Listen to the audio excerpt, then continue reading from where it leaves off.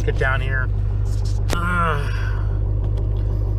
475,512 miles on this LB7 Duramax dually. And we got problems, guys. We got major freaking problems with this truck. Let's talk about it. Alright guys, welcome to the YouTube channel. This is Diallo Formula Racing. And I appreciate all the support you guys are giving me, and I'm glad you're here to watch this very interesting video. But it is obviously, as you can tell from the beginning of this, about the Duramax dually, the Dirty Max. We have some issues, guys. We have some problems. So there's a snowstorm a couple weeks ago here. It wasn't a very big snowstorm, but it was big enough that I had to put my truck in four-wheel drive high. And as I'm going down the highway, and you know, I'm riding the truck around, not the Honda obviously, because of the weather situation, I started hearing some sort of a noise, and this noise was kind of like disturbing a little bit, to say the least. Took it out of four-wheel high, put it in two-wheel high, and everything seemed to be okay. Everything seemed to work and function the way it's supposed to be. So I drove it the rest of the day, and the next day after that, I think, if I remember correctly. And you know, obviously I figured, you know, there's something wrong with this freaking truck. And you know, like I said, this truck has almost 500,000 miles on it.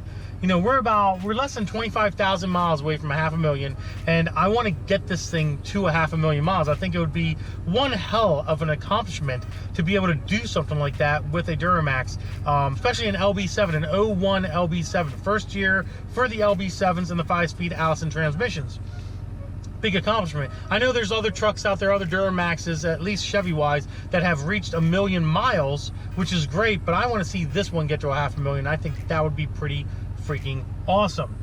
So basically this video is going to be about us looking at the four-wheel drive, trying to see what's going on with it. I'm going to show you what it does when I put it in four-wheel low and four-wheel high. Hopefully we can get a little bit of a sound clip of what might be going on. I highly doubt we're going to be able to fix this thing. Personally, the research that I've done, I think this truck is at the point where it's going to need a transfer case, unfortunately, and I'll explain to you why I think it needs a transfer case at the end of this video. Obviously, when I built the 5-speed Allison transmission, I did not account for the transfer case. I did not touch the transfer case. I pretty much just pulled it out and put it back in, and here we are with another broken part, unfortunately, on this truck. But I can't complain. A little bit of history on this truck, very, very fast. I bought this truck about 3 years ago with 414,000 miles on it. I'm the second owner. The original owner had service records for this truck up to about 300,000 miles local to me.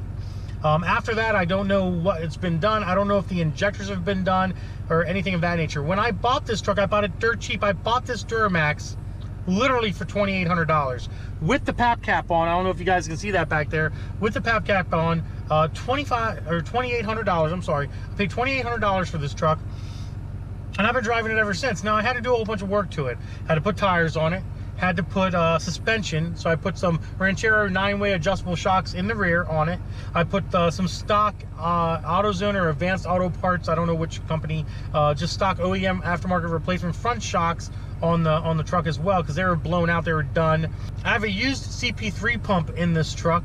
You know, it actually failed like a year or two ago. It failed, and I didn't want to spend over $1,000 for a reman, so I found a used one for $150 in Maryland. A guy in Maryland had another engine. He was willing to sell me the CP3 pump for $150. Paid $150 for it, and it's been running great, and I mean great, up until this point. But the engine-wise, it's been running great. It did break a cam pin. Over the last winter, it broke a cam pin, and fortunately enough, it did not break any valves or bend any valves. It just bent the push rod. So I ended up getting another set of push rods, putting the push rods in, and everything's been running great ever since. I've towed with it. I've driven it around. The truck's been working great. But like I said, we're at this problem right now where now we have a transfer case issue, and I did not know about it until the first snowstorm in Pennsylvania that we had. So now I'm like kind of like, more money that I got to dump in this thing.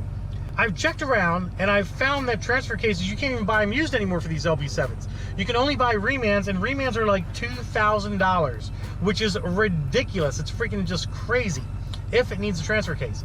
I did find that you can buy rebuild kits for these transfer cases, and they run about $300-400, which isn't bad. And I know I can rebuild this transfer case all by myself, so I'm not too concerned about that. So if it does need a transfer case, which we'll be finding out throughout this video, that's probably what I'll be doing, and I'll be making an entirely separate video on the transfer case rebuild, unless I get a really good deal from somebody else or from a junkyard or something for an LB7 5-speed Allison transfer case, which would be cool if I could, because then I can just swap it in and out and not have to worry about it, because I really don't want to rebuild it. But if I do, then it'll be worth it, because I can put some upgraded parts in it, no big deal. But let's start, and I'm going to show you what this thing does when we put it in. 4-wheel low will be the first one. So as you guys can see, it doesn't do anything. Now, I've heard people say that if you put your shifter in neutral, it is in neutral, and then you press the 4-wheel low, it should go into 4-wheel low. But see what happens, guys? It goes into 4-wheel high instead. Let's try it again. And 4-wheel high.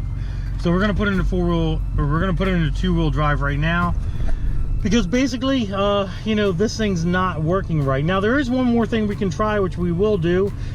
They say that if you put it in 4-wheel low and pull the shifter down into reverse or drive and give it a couple miles per hour, like 2-3 miles an hour, then supposedly it will engage in 4-wheel low. So let's try that.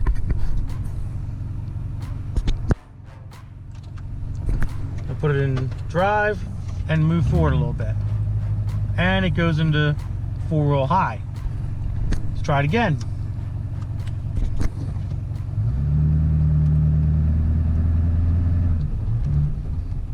See, now it's just blinking, it ain't doing anything, and it's into 4-wheel high. Let's try it in, let's try putting it in neutral real quick.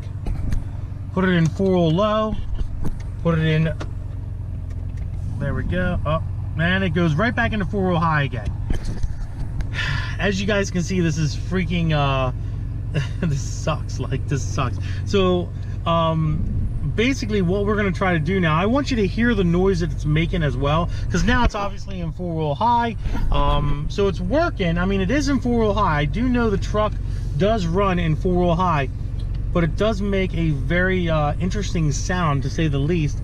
All right, so it looks like we're not going underneath the truck, because I've discovered a new issue. It seems like 4-wheel low doesn't want to engage at all. Actually, I'm going to show you here. So here it is in 4-wheel high, right there. So put it in drive, and it does go in drive. It's not making the noise. It was making a noise. I guarantee you guys it was making a noise. Try to turn it around here and drive a little bit.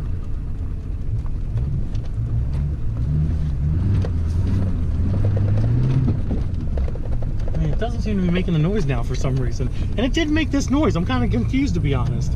And it is in 4-wheel drive. I can feel the tires scraping, but I discovered we have a little bit of an issue with 4-wheel low.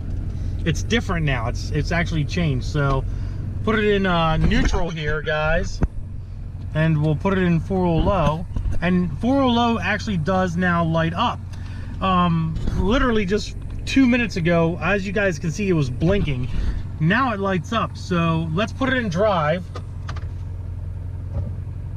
and we're going backwards, guys. We're actually going down a hill, and I have the drive blinking, so I'm gonna have to go check the code on that. But that is totally different, and it literally just happened now. So I figured I'd put this in the video, but it literally just happened now. So I wonder if there's any codes to this 4-wheel drive setup. Let's put it in 4-wheel high again, and it's, like I said, it seems to be working in 4-wheel high. Yeah, I got 4-wheel high. Yeah, there you go. Now you guys can maybe hear it.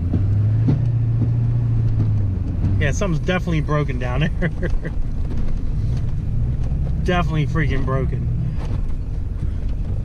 But like I said, I do have 4-wheel high, which is weird.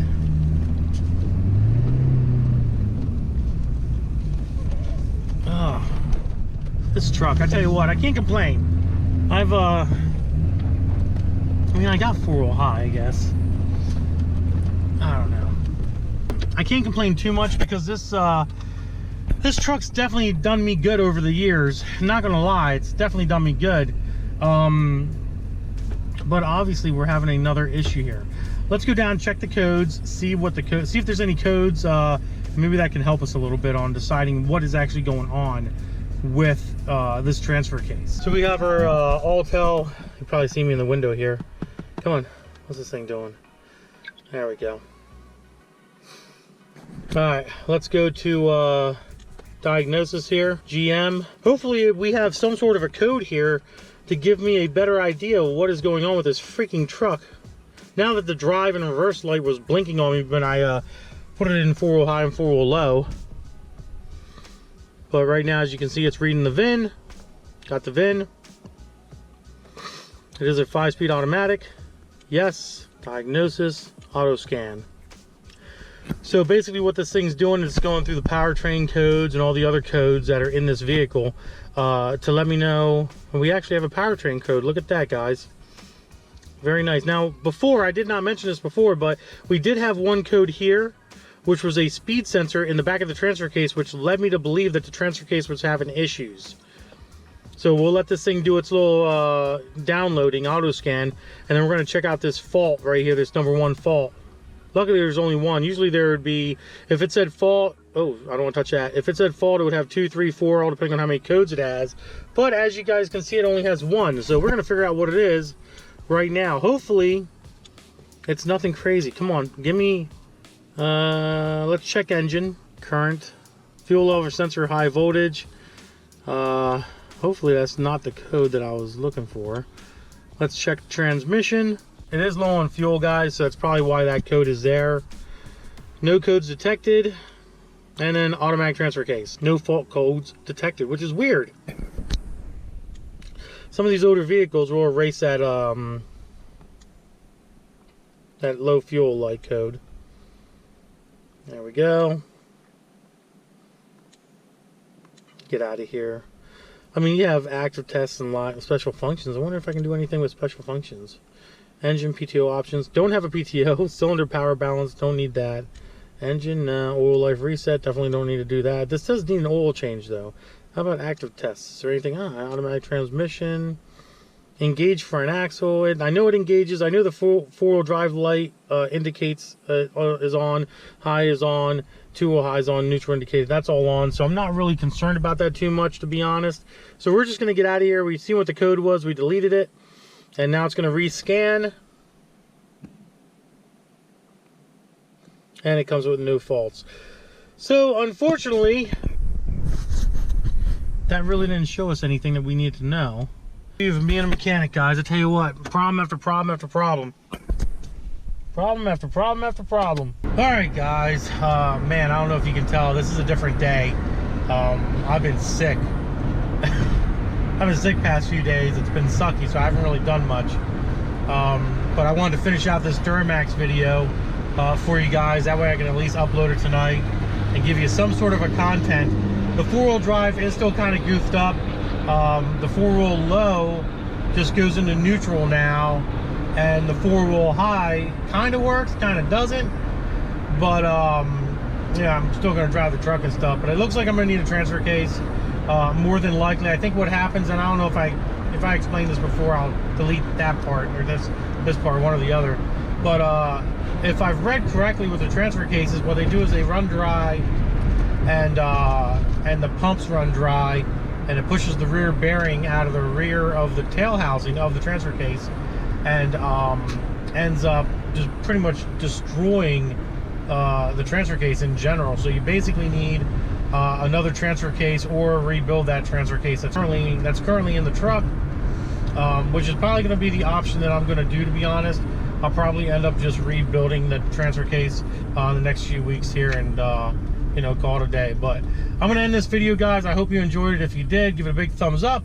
Don't forget to subscribe. Instagram, Diablo Formula Racing. This guy back of me is on my ass. Facebook is Diablo Formula Racing. Deuces, guys.